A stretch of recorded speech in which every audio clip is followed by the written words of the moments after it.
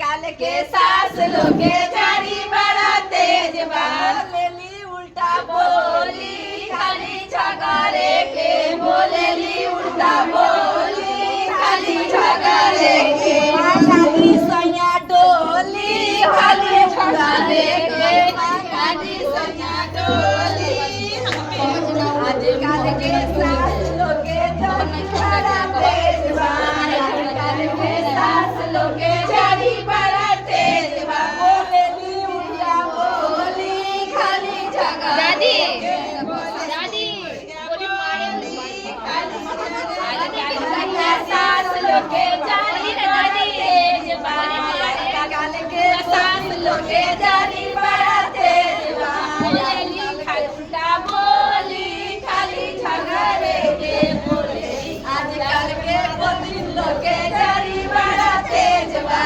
आजकल के